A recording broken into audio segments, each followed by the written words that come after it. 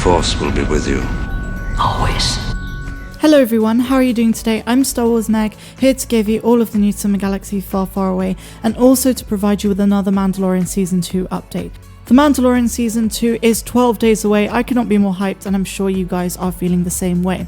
As always, before we get into the news, please may I ask you to hit like down below, to subscribe if you're new, and also please consider becoming a patron of mine on Patreon. But without further ado, let's get into the news update. So our first news story is about the upcoming second trailer of The Mandalorian Season 2, and while I did speak about it briefly in a very short video on my channel yesterday, I want to go into a little more depth and also speak about one specific character and the role that they're going to play in Season 2.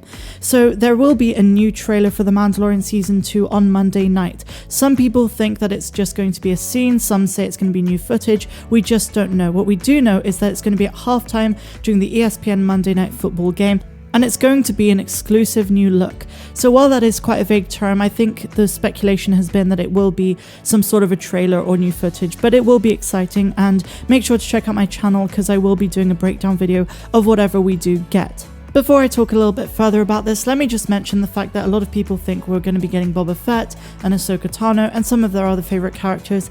Let me just emphasise this is probably very unlikely. We might get a hint at it, but I don't think we are going to get any spoilers for Season 2. If anything, it's just going to be new shots, new footage. That is exciting in and of itself, but knowing Jon Favreau and Dave Filoni and knowing how Lucasfilm have been doing things in the last few years, I don't think that we are going to be getting some major reveal in the upcoming second trailer / exclusive look. So with all of that out of the way, I do want to speak about one specific character who we saw in the most recent TV spot / teaser trailer for The Mandalorian Season 2, which came out a couple of days ago. And this is the blue Mythrol that we got in episode 1 of Season 1. But I want to talk about this article, which is from We Got This Covered, which states, "New Mandalorian Season 2 promo reveals an unexpected character's return. In just 2 weeks, the second season of The Mandalorian will premiere on Disney Plus and continue to chronicle the story of the bounty hunter Din Djarin and his enigmatic sidekick, the Child. But we can expect a lot of other characters from Season 1 to make a comeback too. Among them, perhaps the most noteworthy, is Cara Dune and Greef Karga, a former shock trooper in the Rebel Alliance and former leader of the Bounty Hunters Guild, respectively, as the two have all but joined Mando's crew in his quest for the Child's home planet. With all of these returning characters and some rumoured newcomers, it's safe to say that the show's next run will be even more plot heavy, but perhaps the most unexpected inclusion is someone who barely made it past the first episode of Season 1. If you recall, the first few minutes of the story wasted no time in introducing Din Djarin, or more precisely what he does for a living in the post-Imperial galaxy. Mando incarcerates a Mythrol criminal and claims his bounty, but not before putting him in carbonite. Now, the latest teaser video confirms that the blue alien will be back, and alongside Greef and Cara Dune no less. So if the gang has decided to unfreeze him, they must have had a very good reason. And in my personal opinion, I think it's because he knows something that can lead to them finding the Child's home planet. We must bear in mind that he is a runaway from the Galactic Empire, so he must know something, and I do think he will become an ally in Season 2 and have an important role. Since Disney and Lucasfilm have been very cautious to not reveal anything about the plot for Season 2, it's very, very difficult to hypothesize about the role that this unidentified Mythrol will play and, his past, but I do think we're going to get a more elaborative backstory and how he will play into the destiny of Din Djarin, Cara Dune, the Child, and all of the cast that we know and love. So our next news story is about Gina Carano, who was asked about all of the rumoured characters to appear in The Mandalorian Season 2. She was asked whether Ahsoka Tano and Boba Fett, amongst others like Bo-Katan and Sabine Wren, and was asked if they would appear, and she gave a very ambiguous answer, which is both exciting and frustrating for fans.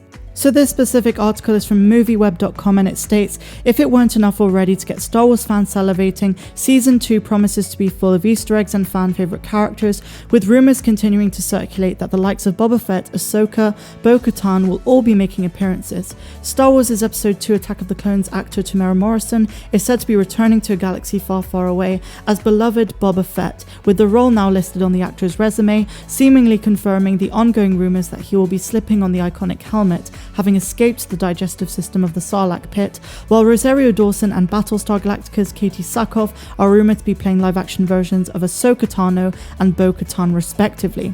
The Mandalorian star Gina Carano cryptically addressed these ongoing rumours, simultaneously downplaying and potentially confirming them. She states in her own words, "Some of them are true, some are not." She said this when asked whether all the rumoured characters will be appearing when the Star Wars show returns in 12 days' time. Thankfully, fans don't have to wait too much longer to dive back into the world of The Mandalorian. I guess the one positive thing we can take away from what Gina Carano says is that at least some of them will be true and they're not all just complete bollocks, because a lot of people have been saying all sorts of things over the internet over the last few weeks. And while it's anticipated that we will be getting some Rebels characters and some good Easter eggs and fan service, it could have all turned out to be for nothing. So it is a good thing that at least some of these rumours are true and some of the characters will be making a return. So quickly now we divert away from The Mandalorian Season 2 to talk about another Star Wars Disney Plus series, The Bad Batch, the spin-off series of The Clone Wars. And the big rumour, and this is from CBR, is that Star Wars' Bad Batch series targets a spring 2021 premiere. A new rumour circulating the internet suggests when fans can expect the Clone Wars spin-off Star Wars premiere to be on Disney Plus. The Star Wars Clone Wars spin-off, The Bad Batch, could be premiering soon according to a new rumour. Small update on The Bad Batch. They are targeting a March/April release, so hopefully we get the official date by the end of the year, user Corey Van Dyke wrote. If The Bad Batch makes the rumoured release, it will premiere just under a year after the final episode of The Clone Wars concluded on Disney+. Star Wars The Bad Batch will focus on a group of clone troopers called the Bad Batch, introduced in the final season of the Star Wars Clone Wars. Each member of the group comes equipped with a specific talent, such as immense strength or intellect, that makes them a valuable member of the team. The show will follow the group, which includes the recurring Clone Wars character Echo, in a post-Clone Wars galaxy as they take on an assortment of mercenary missions. To the delight of Mandalorian fans and Star Wars fans in general, Dave Filoni will be returning to be the executive producer on the show, while Star Wars Rebels alum Brad Rowell serves as supervising director, and Star Wars Resistance's Jennifer Corbett acts as head writer. So if you are a Clone Wars fan and are anticipating this show, this is huge news for you. I know not all of my audience likes the animated Star Wars shows, and some people just like the Skywalker saga and Mandalorian. And you know what, that's completely okay as well. I'm so sick of the toxicity in the community of what a real Star Wars fan is. If you enjoy Star Wars in any or all capacities, you're a legit fan, okay? We don't need any of that steaming pile of horse shit on this channel. Now, this wouldn't be a Star Wars Meg news update without talking about the sequel trilogy right at the end, and there is a new piece, and this one is from Comic Book Again, who wrote a phenomenal article which is basically talking about how one star from The Force Awakens was meant to return in Episode 9 The Rise of Skywalker, but didn't due to poor planning and scheduling problems. Star Wars The Rise of Skywalker served not only as the final chapter of the Star Wars sequel trilogy, but also the conclusion of the entire Skywalker saga, which saw a number of figures from the history of the series to make appearances. But one actress, Jessica Henwick, recently confirmed that her Resistance pilot, Jess Pava, who fans met in The Force Awakens, didn't return as she had a scheduling conflict that prevented her from taking part in the adventure. The actress also confirmed that she was disappointed that she didn't get to come back for the film, but that she enjoys knowing the character had a long-lasting legacy in comic book and novel adventures. So this is a quote from her herself.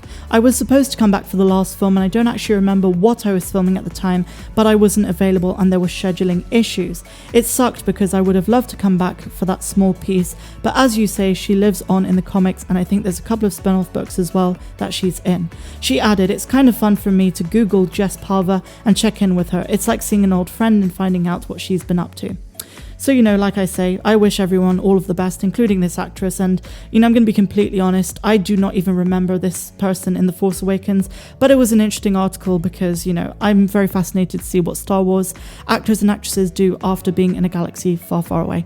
So I'm Star Wars Meg, and I really hope you enjoyed my video. If you did, please give me a big fat like, subscribe to my channel if you're new, hit the notification bell, do all of that good stuff down below, and I will see you next time.